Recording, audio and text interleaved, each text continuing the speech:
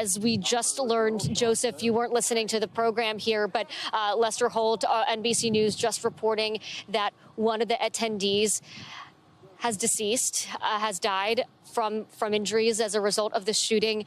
Joseph, you told me off camera that you may have witnessed this, and I'm so sorry to be talking to you in this tragic moment, but can you describe what it is that you saw? I was attending the rally. I was in the set of bleachers, the very far left of the podium where President Trump was speaking. I was there with friends. I heard several gunshots. The man beside me suffered a gunshot wound to the head, was instantly killed, fell to the bottom of the bleachers. Another woman looked like she got hit in the forearm or hand. And then at that point in time,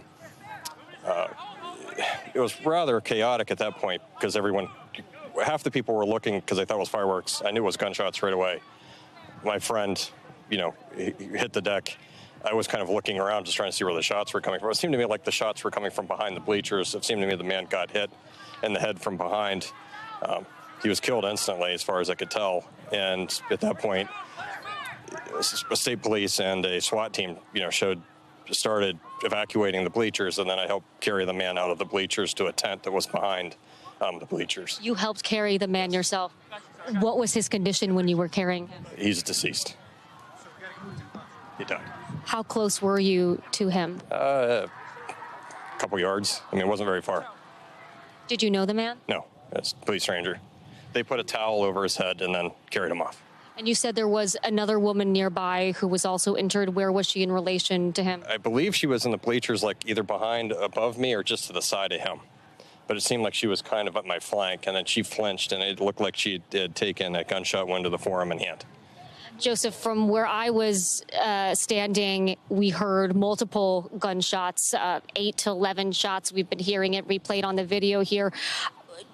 Do you remember, can you tell, I know it was a chaotic scene, but at what point, was it immediately when you heard the gunshots that he was shot, or was it later on into the firing? The first 7, he was hit and she was hit within the first 7 shots. I counted 7 shots. What was going through your mind? You were right there. I know it happened so quickly, but what can you tell us about those moments? First, I was in shock because I know what gunshots sound like, so I knew they were gunshots. I couldn't tell from where they were coming from. And when I noticed someone got hit, then I noticed, it seemed like they were coming from behind me. And it just was pandemonium. And then I heard some more shots, and I couldn't quite tell where they were coming from. But I counted the first 7. They were very loud and very close. And it killed one man and wounded another woman. And Joseph, you told me that you're a doctor, you're an OBGYN. How did that background play into how quickly you were sort of able to assess the situation and know what happened to these individuals and know what was going on? Well, I told the police, I tried to render assistance. I told the police I could render assistance. They had another physician on the EMT team, so they kind of took over. So they didn't really need me, so I kind of helped carry them down initially out of the bleachers. There wasn't, the man that got hit, there was no assistance that needed to be given. And unfortunately, his family witnessed the whole thing. It seemed like he had several family members in the bleacher with him. And they were quite upset. They were in shock. They didn't quite know what was going on. But the man was definitely killed instantaneously. Could you tell us sort of how many family members or people who knew him were with him, and what was their reaction? I thought there was 5 people. 2 of them were relatively hysterical. But they were, when we took the man out of the bleachers, he went to the tent. There was an aid tent or some type of tent behind the bleachers where they took the body, and they immediately evacuated the family with them. And the 2 out of the 5, it seemed, in shock, hysterical. They were still trying to process what was going on. Joseph, from where I was standing, we heard the shots. We saw the president go down. Yeah, I saw President Trump get hit. Yeah. What can you tell us? What details you remember? It seemed like his head was off to the side, and it seemed like he got nicked in the ear. Was that before the Secret Service took him down to the ground, covered him? Right before the Secret Service. It was maybe, again, it's hard to tell, time dilates when, it seemed like it was a second or 2. That first 7 shots that went off, the man got hit. He was killed almost instantly. The woman in the bleachers, she got injured, she got hit in the forearm and the hand. And then in those rounds that were fired, again, I was videoing the event, so that's when I saw Trump get hit. And it seemed to me he was looking to the side and the round grazed his ear. So. Could you tell the gentleman that was hit in the head what angle he was in relation to the former president, like which direction the bullets were coming from and to? So it looked like he was facing the president at the very far left portion of the bleachers. So he's directly facing it. Again, it seemed to me like the shots were coming from the rear, like behind us. And for me, it seemed like the man was in the way. Like, I guess. In the way of the former president? No, it seemed like the man was in the way of the shots between whoever was shooting the gun and the president. The man was hit. It seemed like he was in the crossfire. And I know. And I know you're in shock and still processing all of this. It's sort of hard to evaluate our own emotions in this moment, but you just experienced something horrific. Yes. What can you tell us about your state of mind right now? Yeah, I've had opportunities to go to these rallies before. It was the first one I ever went to. I had, time off to go do it. I was kind of excited to go, but it's. Everyone, it's something you don't expect. It comes out of the blue. It's like a bolt out of the blue, and it's shocking.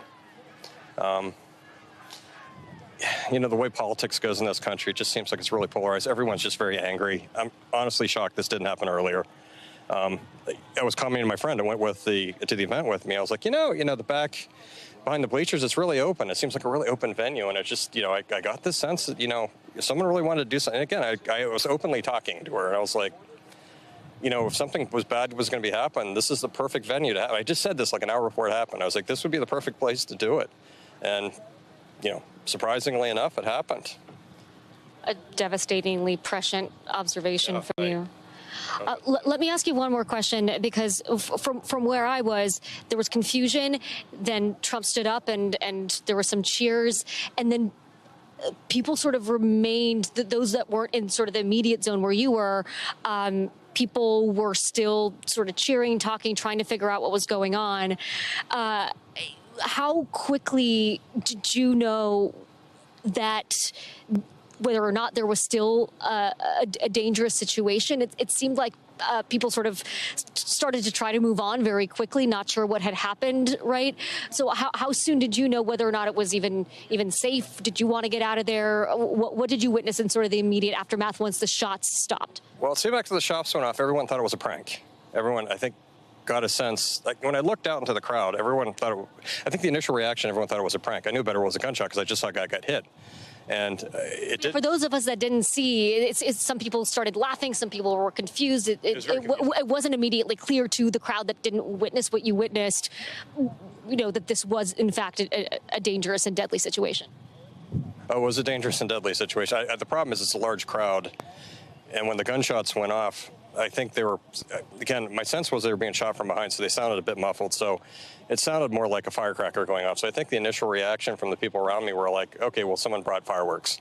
I just knew better. I knew what gunshots sound like. And, when I saw the guy took a gunshot wound to the head, and I saw the woman who got hit in the forearm and the hand, I just knew that it wasn't fireworks. I mean, it wasn't fireworks initially, but I think the majority of the crowd didn't understand that it was gunfire. And, I think people took it really seriously when the SWAT team started jumping over the rails. So I don't know what to tell you outside of that. Joseph, I know this. I can't imagine what it takes to describe what you just witnessed in these moments, right in the aftermath. So we thank you so much for sharing. We're happy to. Lester? Dasha, thank you for that account. I mean, no one should have to, fear for their life going to a political rally, something that is uniquely American. Thanks for watching. Stay updated about breaking news and top stories on the NBC News app or follow us on social media.